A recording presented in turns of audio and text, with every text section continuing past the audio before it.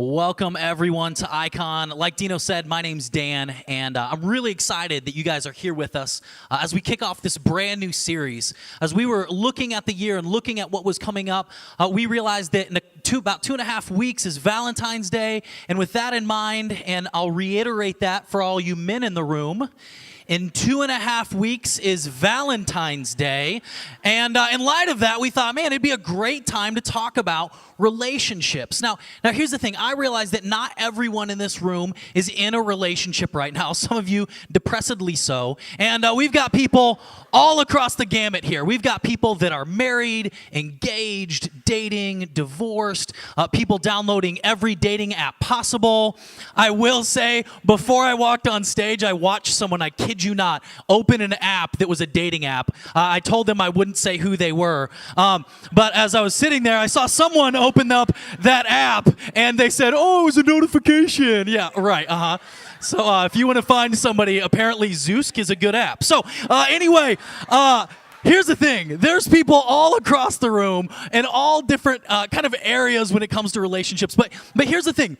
Seriously, even if you're not in a romantic relationship, listen, a lot of you, most of you will be at some point in your life. And beyond that, what we're going to be talking about, the truths we're going to be highlighting today, really are universal. It's not just for romantic relationships, but whether it's a family relationship or a work relationship, there's all kinds of relationships that are in our lives. And I thought, where do we start in this idea as we talk about relationships? And something struck me that happens a lot of times. I know it's happened for me. It's probably happened for you.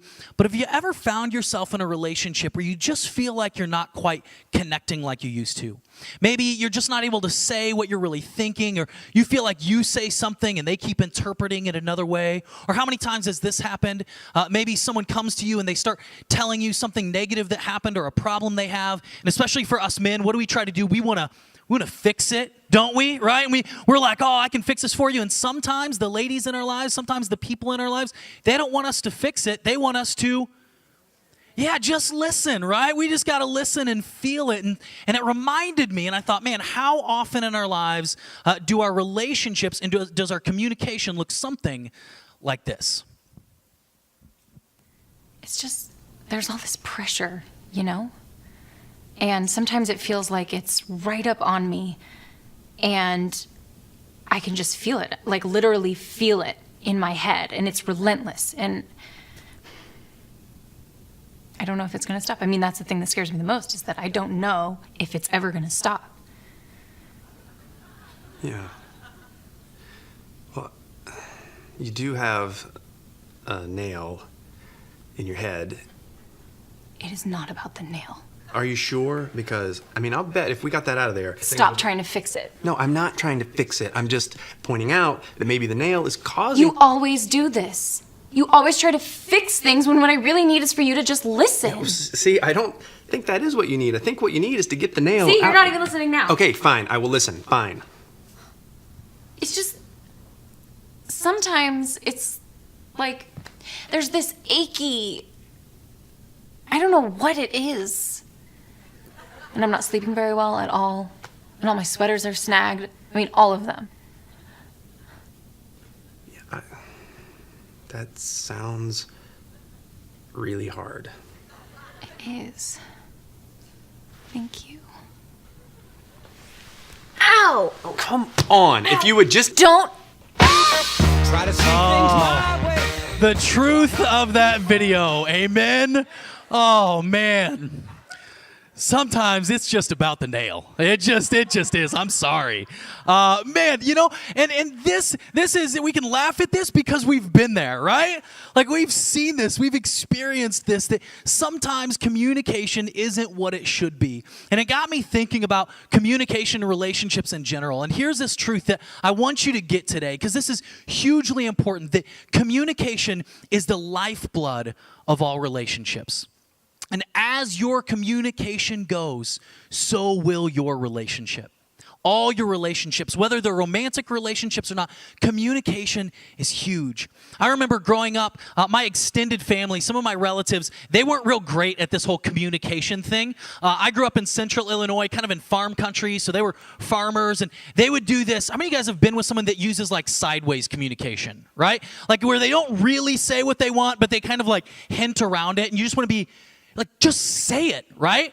Like how they did it in my extended family is, let's say there were some dishes that needed to get done after a big family dinner. One of my relatives would go, well, a guy probably needs to do those dishes. And I'd be like, yep, a guy sure does need to do those dishes. Instead of like, hey, would you do this? It'd be like, a guy and he really needs to mow the lawn, don't you think, Dan? Yeah, I would think so. Yeah, sure. Instead of just saying, hey, would you do this? And we all have these ways to kind of communicate in ways that sometimes aren't the most healthy. Or other times it might look like this. Maybe for you, maybe you're in a relationship right now and you feel like that communication comes easy and it's just great. And you can talk for hours and hours and hours. And it's just like, oh, this is so easy. I don't know what all those old people, have a problem with communication, because for us, it's just different. It's just love, and it's like, it just feels different. It comes so easy. And can I just say something to people who are newly dating? And this is just a tip, or if you're not dating, here's a little tip for you.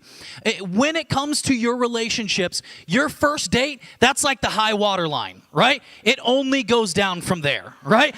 Like first date, that's the best it's going to get, baby. And if that ain't good, it's all downhill. Because think about it. On that first date, you're thinking about, what am I going to wear? What am I going to say? What am I not going to say? Where do they want to go to eat? Like, I'll go anywhere. And it's all about the other person, right?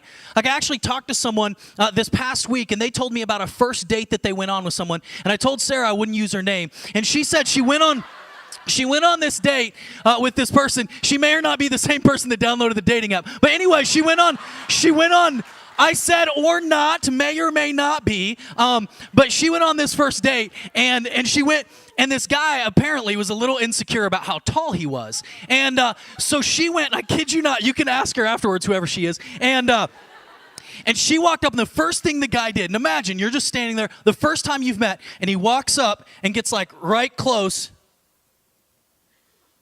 and is looking at how tall he is versus how tall she is, right? Starting off on a great foot. Like, how about hi? I don't know, we could start there.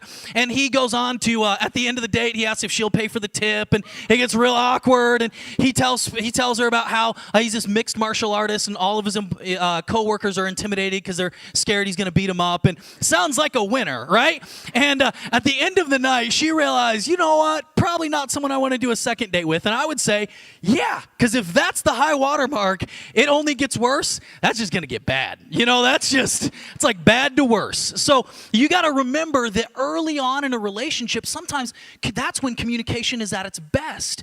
And we've been there, haven't we? How many you married couples or engaged, you've been dating for a long time, you remember the days that you would stay up for hours just talking about, I don't even know what, right? Like, I remember just like talking for hours and hours, and you sit on the phone and, no, you hang up. No, you hang up. Kelly would do that all the time. It was really pathetic. But anyway, right? Like early on, it comes so naturally, right?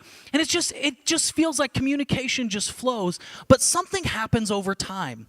Something happens where maybe there's an offense. Maybe something is said that kind of hurts one of the other people. Maybe, someone says, the woman says, hey, I want to cook you a meal. And she cooks a meal and you try it and you're not thinking. You're like, it's pretty good. But man, my mom's spaghetti is so good, right? And you don't realize you just screwed up. Right? Like you just screwed up big time and you don't even know, right? And there's little things that might happen, or you say something and it offends the other person, or you say something that hurts the other person, or you forget something that you should have remembered. And over time, there's these offenses that happen. Over time, communication breaks down. Maybe you have a horrible day and it's just this awful day. You come and you're talking to them and they start telling you how they think they had a bad day. You're like, you don't even know a bad day if it bit you, right? And you're like, you're mad because you want to tell them about your bad day. But you see, there's different things that happen. Or I've talked to other couples who say, honestly, that's not our problem. Our problem is most of our conversations have just kind of become transactional. It's just real practical. It feels like less like I have a spouse and more like I have a roommate. That we're coordinating schedules. They were talking about the kids and where they have to go and what they have to do. But that spark that we used to have is just gone. What do we do with that? What do you do when you find yourself in a place that your communication, your relationships aren't what you know they should be? And you start asking yourself these questions of what do I do? And really, I mean, how did it get this way? How did we let it get here? To at one point, it just felt like everything was right, and now it just feels like I can't say anything without it being wrong. You just ask yourself, how did we get here? How do we get out of this? And what I love is in the Bible, there's these different clues and there's these different hints of things we can do to improve this. And I get this, if you're in this room right now and you're not a Christian, this is the point that you may be thinking like, oh, here we go. They're going to tell me all these things. Listen, I don't believe the Bible. Follow me for a minute. Maybe you don't believe the Bible's true. Maybe you don't believe that Jesus is the Son of God. That's okay. I want to give you an opportunity. I want to give you an out right now. You can believe that, and that's fine. But let me challenge you. Would you just give this a try?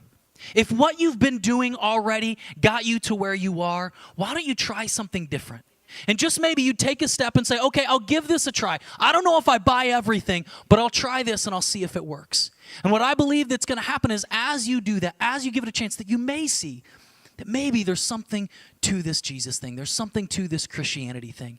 There's this early follower of Jesus, one of actually Jesus' closest friends, someone that knows a lot about communication because he tended to be a bit of a hothead and sometimes say things without thinking and just kind of pop off of the mouth. And he wrote this letter to a group of Christians kind of around the world. And he said something that's interesting that I think really speaks to what we're talking about. So I want to look at 1 Peter chapter 5, verse 7. He says, cast all your anxiety on him because he cares for you. Now here's the thing. This is a little counterintuitive of what you might think in the context of relationships. I want to put this passage in the context of a relationship. Because what do we often do? We take our anxieties, we take our cares, we take our worries, and who do we place them on? That other person, don't we? And we think like, oh, they need to know everything. And I'm not saying they don't. We need to communicate. They need to know what's going on. But I don't need to take all my cares, all my worries, all my burdens, and place them on Kelly. Because you know what? She has all her cares, all her burdens. And there's this kind of like, there's this thing that we kind of believe in culture sometimes, and it's propped up by media and by social media and all these things, that like there's this perfect person that it's like, you complete me. You know, and it's like, it's this person and they're your everything and they're all you need. And it sounds romantic, but there's a problem to it. Because a person eventually is going to disappoint you. And if you go to that person to meet all your emotional needs, all of your relational needs, eventually they will fail you. Because they have those needs too. And the day will come where you just want to dump your stuff on them and they've got their own stuff. And then there becomes this problem, and then you'll realize that even after you dump those cares and worries and anxieties on them, it doesn't fix it. You see, and I'll take that a step further. You see, if we think that there's another person out there that's going to complete all of your emotional and relational needs out there, then what do we say to the single people in the room? I mean, what for them? And I'll be honestly, I think the church does this as bad or worse than anyone else, is we elevate marriage as the pinnacle of Christian theology. And we think, oh, everyone's supposed to get married and once you get married, all your problems go away. Are you kidding me? No, that's when all your problems really start. Right? Like, and we lift this up as the pinnacle, and I think that does a disservice to the single people in the room. And we say, oh, you cast your cares and anxiety on those people. No, you don't. No, what we're supposed to do is we take all of our cares, all of our anxieties, all of our worries, and we cast those on God. Because he's strong enough to hold those. And though sometimes it doesn't always pan out like you'd expect or like you'd think, he cares for you and he loves you. See, that's someone that we can go to with those things. And yes, I want Kelly to know about those things, but I don't need to dump those things on her and expect her to fulfill those needs for me. You see, too many couples look to each other to fulfill needs that only God can fulfill. Maybe your problem is you kept looking for your spouse to fulfill all your emotional and relational needs, and you've got something twisted. You need to go to God to meet those needs. And you realize you've been going to another person for far too long to meet those emotional needs, and you keep coming up bankrupt. And what you need to do is you need to go to God with your relational and your emotional needs and have him fulfill those needs. See, when we do that, that's just the first step. The first step is because we all have these burdens. We all have these anxieties, these worries, these cares, and we're supposed to go to God with those. But I mean, what do you do next? And what does that really look like? How do you do that? I mean, practically, because what I want to do is I want to go to a person. Honestly, that's what I feel like I want to do, is I want to go to someone I can look in the eye. So what does it look like in the context of a relationship? And actually, Peter speaks to this just a couple of verses earlier. He gives us some clues of kind of another step to take. In fact, in 1 Peter 5:5, just 2 verses earlier, he says, all of you, which the Greek for this part of all, it means all. All of you, clothe yourselves with humility towards one another, because God opposes the proud, but shows favor to the humble. Right? And this isn't what we want to hear, is it, right? No one comes to church and oh, they're talking about pride. Yes. Humble yourselves. I can't wait, right? This, I get it. This is difficult. And there's one part, there's something about humbling ourselves before God. And that's something we're supposed to do, is realize that God is God and we're not, and humble ourselves. And you know what? That's easier than what Peter's talking about, because he doesn't say humble yourself before God. He says humble yourself toward one another. That I humble myself towards Kelly, and Kelly humbles herself towards me. And you see, that's what it's supposed to look like. I first go to God and I cast my cares, my anxieties, my worries on him. And then I go to Kelly, and every part of me wants to think of me first. But I go, you know what? No, I'm going to think of you first. You see, a healthy marriage is actually, it's a race to the back of the line. It's saying, you know what? I want to put myself first, but I'm going to work my way to the back of the line. I'm going to put the other person first. And then it's Kelly going, it's the other person going, no, you know what, I'm going to race to the back of the line. And it's this race to the back of the line, this constant mutual submission one to another. That's what a healthy marriage looks like. You see, because what happens when I have my cares and my anxieties, when I go to the other person, when I go to them and I want to dump that on them, what am I thinking about? I'm thinking about me, right? My cares, my anxieties, my worries, my concerns. Me, I'm racing to the front of the line. But if I can give that to God, because that's legitimate, those things are real. I'm not saying that those things are unimportant. I'm not saying that those things aren't legitimate. We go to God with those. We go, I trust that somehow this is going to work out. I don't know how. But now with the other person, I'm going to race to the back of the line. How can I put them first? See, another early Christian, early follower of Jesus, a guy by the name of Paul, he said this, and actually when he was talking to husbands and wives, he said this particularly to them in the context of a marriage relationship. In fact, I read this verse at almost every wedding I do, and it's found in the book of Ephesians 5:21. Submit to one another out of reverence for Christ. Submit to one another out of reverence for Christ. I love another translation. It says it this way. It says, follow the lead of one another because of your respect for Christ. And a little bit later, he speaks directly to husbands and he says some things to them. And he speaks directly to wives and he says some things to him. And what happens a lot of times in culture and in church culture, we like to just pull one part of that out, the part that says, wives, submit to your husbands. And we forget, nope, mutually submission. Yes, that's true, but you know what else is true? Is both of you submit to one another. See, what a healthy relationship looks like is I want to submit to you. And this person is saying, no, I want to submit to you. And it's almost like, let me get the door for you. No, let me get the door for you. No, let me. And it's this constant race to the back of the line. How can I serve the other person? How can I put them first? How can I communicate my love for them? How can I serve them? What can I do for them? And it's this constant race to the back of the line. See, when we think about ourselves first, is where the communication begins to break down. And we begin to put ourselves first. And we're thinking about ourselves. And here's the reality. Here's what I know right now. There's people in this room right now that last night you got in a big fight with your spouse. You got in a big fight with your boyfriend or girlfriend, and there was a relational breakdown. Some of you fought on your drive into church this morning. And you pulled up and you're arguing and you're like, okay, we're going into church. Dang it. Smile.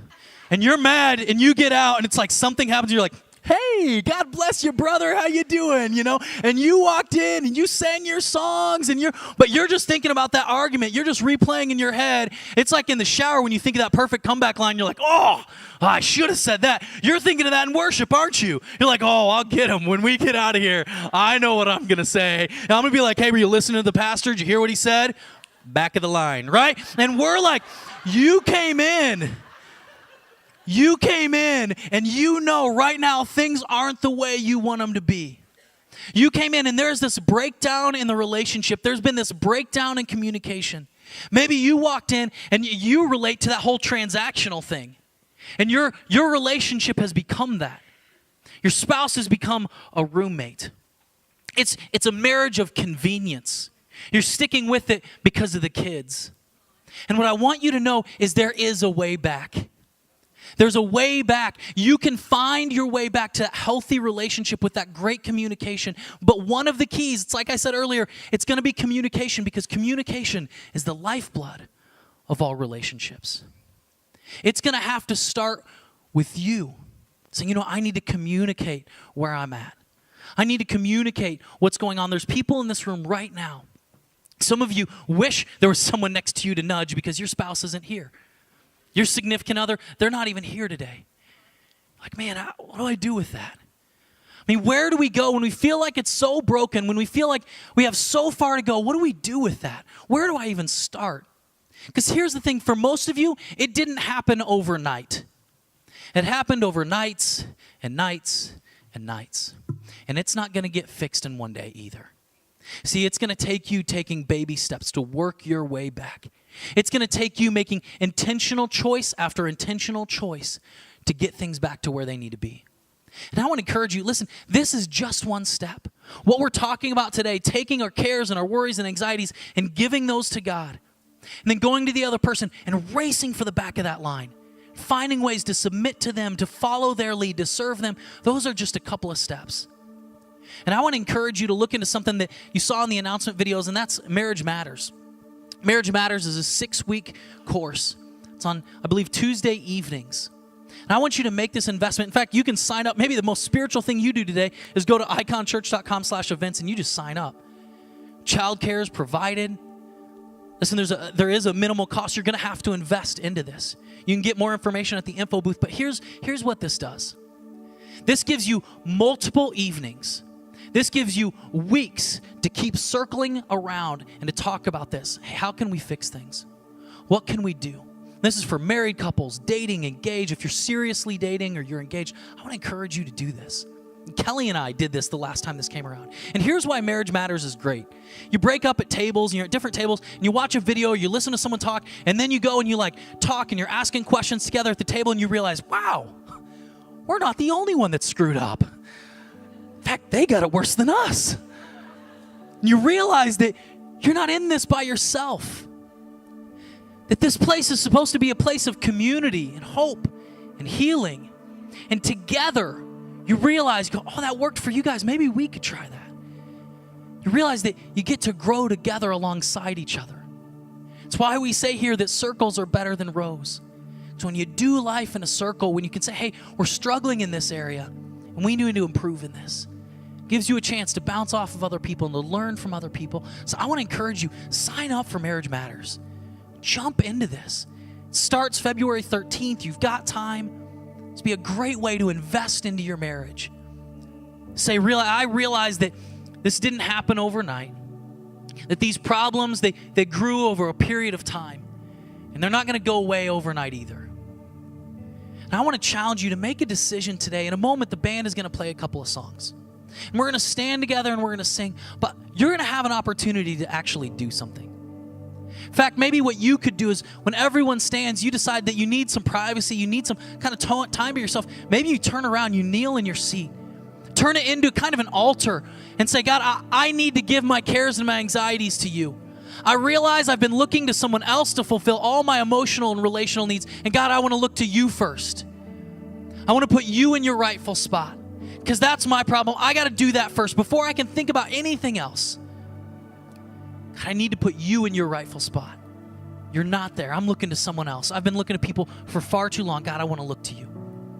Maybe you want to come down here to this physical space down here. Maybe you grew up in a context that you came down to altars down here and you're like, I need to do something different. Because if I want to get something different, I'm going to have to do something different. So maybe you need to physically come down here and pray. Maybe there's other people in this room. You're here with your significant other. You're here with your spouse. You realize your problem is you've been racing to the front of the line. You've been concerned about yourself. You've been thinking about your concerns, your needs, and you realize you need to put them first. And what you need to do is when you stand up, you need to reach over and you need to grab the hand of the person next to you. You need to grab your spouse's hand, saying, listen, we got to talk. Maybe you sit down, you have a conversation. Maybe you say those ugly, horrible words, I'm sorry. You apologize. You own it. I was wrong. I've been doing this. I've been looking to you to meet all my needs. I've been putting myself first, and I'm sorry. And here's what I know you're probably thinking. You're thinking, yeah, we probably need that. When we stand up, I'll wait for them to grab my hand. I'll let them take the lead on this one, right? I'm just going to work to the back of the line. Let them go ahead and do it, right? I challenge you, listen, it doesn't matter. I don't care if you have to grab their hand or they grab your hand. Just do it. Don't walk out of this place. If you walked in here fighting, if you walked in here with distance, don't walk out of here in the same place. Do whatever you've got to do to make things right today. Because if you don't get this communication thing right, so we'll talk about other things in future weeks, but if you don't start here, the relationship is eventually going to die. It's not going to get that lifeblood that it needs. Imagine for a moment, your relationship isn't what it should be. Any relationships in your life, they're not where they're supposed to be. Imagine for a moment if you decide today to take a step. I'm going to give to God all my cares, my anxieties, my worries, my fears. I'm going to put Him in His rightful spot. I'm going to look to Him to meet my emotional needs. I'm going to put God there first. And then you decide, I'm going to own some stuff. I'm going to apologize. I've been working to the front of the line. I need to race to the back. Imagine having a conversation saying, listen, I'm sorry. I want things to be right. I want a relationship back where it used to be. I want health in our marriage and our relationship. I want that so bad. Imagine them saying that back to you. Imagine the next step that you could take. Imagine the health that you could find in your marriage if just today you decided, I'm going to take a step. I'm scared. I don't know where it's going to lead. Maybe for you, you've been talking about divorce. And that topic has come up. And you're terrified. Maybe you're frustrated and you're ready to end it all. Would you give it one more chance? Today, would you grab that person's hand? Have that conversation with them. Imagine the marriages that could be saved because we made a choice to stand up and to do something today. I realize there may be people in this room. You wish you could grab a hand. But again, they're not here. And what you need to do is you need to go home. Maybe you need to make a phone call. Maybe you need to be the first one, because here's the fear. What if I race to the back of the line and they don't race to the back of the line? What if it's just me putting them first and they just put themselves first? Listen, don't worry about that. You just do what you need to do. You can't control someone else's actions. You can't control what somebody else does. All you can do is control what you do, control how you respond. So you just race to the back of the line and you serve. So God, I'm going to put you first. I'm going to serve. There's people here that you go home, you need to have conversations. You need to take the person out for dinner. You need to do a date night. You need to talk about this. Don't just keep going through the motions with these transactional conversations. Do something different today. Put God where He needs to be. Race to the back of the line. I believe today, as you do that, your marriage really can improve. Your relationships really can improve. If you're single in this room, get this under control now. Understand this now. There will be a temptation when you get into a relationship to go to that person to meet all of your emotional needs. Don't go there. Keep God first. In that dating relationship, find ways to serve that other person. If you can get this straight now, you're going to save yourself a world of pain later. If you can decide to do this from the beginning. Amen? So I'd love to do this. I'd love to pray for you. After I'm praying, we'll stand up, we'll sing these songs, and do whatever you need to do today. Have those conversations. Pray. Grab someone's hand. Just get started. Let's pray. God, I thank you